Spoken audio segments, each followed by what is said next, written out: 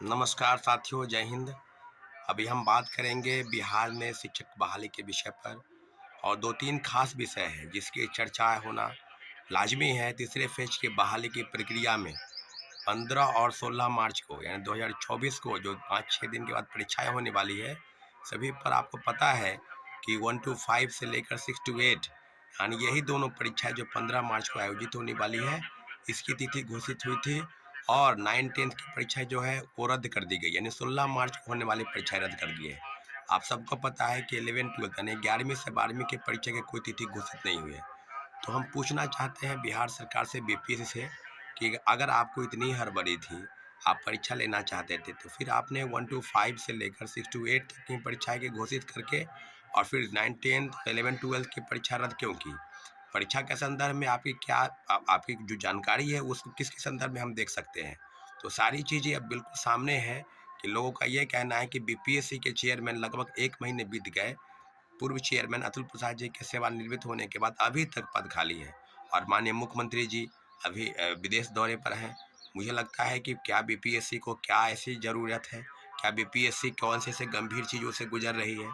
तो सारी चीज़ों पर अगर बात करेंगे तो इतना ज़रूर है कि शिक्षक बहाली के मुद्दे पर जिस प्रकार से हड़बड़ी दिखाई गई, सेकेंड फेज की बहाली और प्रथम फेज की बहाली यानी दूसरे फेज की बहाली और प्रथम फेज की बहाली, दोनों फेज में सीटेट फेल, एसटीटी फेल और कई फर्जी प्रमाण पत्र के आधार पर लोग बहाल हो गए और आज उनको बाहर किया जा रहा है। तो सप्लीमेंट्री रिजल्ट के नाम पर लगातार जो धोखा और षड्यंत्र किया गया, उसकी जिम्मेवारी कौन लेगा? लगातार भारतीय जनता पार्टी के नेता जो आज एनडीए गठबंधन में है और दोनों उप मुख्यमंत्री लगातार सुर्खियों में, लगातार सवाल सरकार से कर रहे थे जब वो विपक्ष में थे कि सप्लीमेंट्री रिजल्ट जारी होना चाहिए, सप्लीमेंट्री रिजल्ट जारी होगा। तो फिर आज कौन सी मजबूरी है कि आप सरकार में शामिल होने के बावजूद भी आप शिक्षक अभ्यर्थियों की समस्या का समाधान नहीं कर पा रहे हैं? और बीपीएससी जो बहाली प्रक्रिया निकाली है, उसको एक परीक्षा का घोषणा करने के बाद परीक्षा को रद्द करना, कहीं न कहीं मुझे लगता है कि सिर्फ औपचारिकता बाकी रह गई है और 15 मार्च को जो परीक्षा होने वाली है, मुझे लगता है कि वो भी किसी कारणवश जो है वो टाली जाएगी।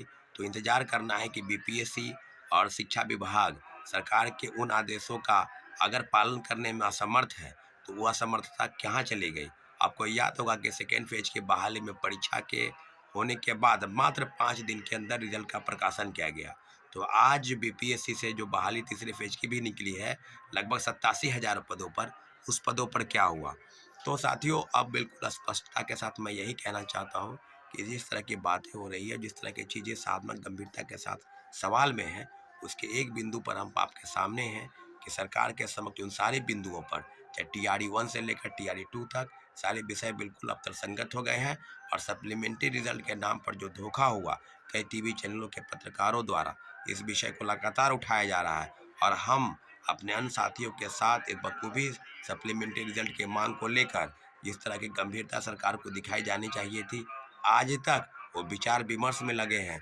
और मुझे लगता है कि देश में जो आम चुनाव होने वाले हैं, तो सारी कवायद चाहे प्रशासन की हो चाहे सरकार की हो, वो चुनाव मोड में लग जाएगी। तो शिक्षक अभ्यर्थियों के साथ जो धोखा और षड्यंत्र हुआ है, कहीं न कहीं उनका खामियाजा उनको आम चुनाव में भुगतना पड़ेगा।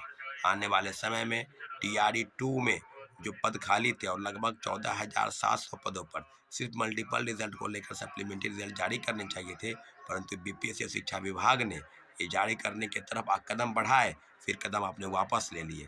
मुझे लगता है कि बिहार सरकार को जल्द से जल्द सप्लीमेंट्री रिजल्ट जारी करने चाहिए और तीसरे फेज की बहाली की प्रक्रिया में सिर्फ एक परीक्षा 15 मार्च को आयोजित होने वाली है, उस परीक्षा के संदर्भ में क्या जानकारी है, क्या अपडेट है, उस पर भी पूरी तरह बखूबी आपको आगे आना चाहिए।